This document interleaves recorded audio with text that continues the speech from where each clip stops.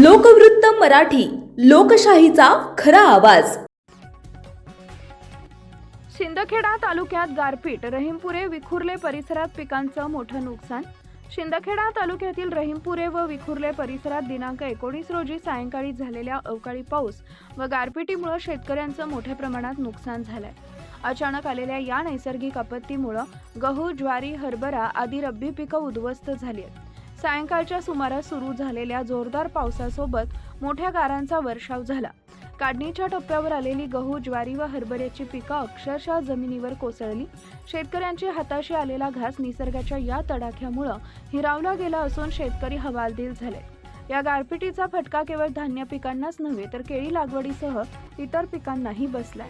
आधीच वाढलेला उत्पादन खर्च आणि बाजारातील अनिश्चितता यामुळे त्रस्त झालेल्या शेतकऱ्यांवर या नुकसानीमुळे आर्थिक संकट अधिक गडद झालंय। दरम्यान यापूर्वीही झालेल्या नैसर्गिक आपत्तीत नुकसान होऊनही भरपाई मिळण्यात विलंब झाल्याची खंत शेतकऱ्यांनी व्यक्त केली आहे। त्यामुळे प्रशासनानं तत्काळ पंचनामे करून नुकसानग्रस्तांना लवकरात लवकर मदत जाहीर करावी अशी मागणी शेतकरी वर्गातून जोर धरतीये। स्थानिक महसूल व कृषी विभागानं घटनास्थळी भेट देऊन प्रत्यक्ष पाहणी करावी व वस्तुस्थितीचा अहवाल सादर करून शेतकऱ्यांना दिलासा द्यावा अशी अपेक्षा व्यक्त केली जाते। प्रतिनिधी हिम्मत निकम। महत्त्वाच्या बातम्या पाहण्यासाठी आमच्या लोकवृत्त मराठी न्यूज चॅनलला यूट्यूबवर सबस्क्राईब करा आणि बेल आयकॉन प्रेस करा।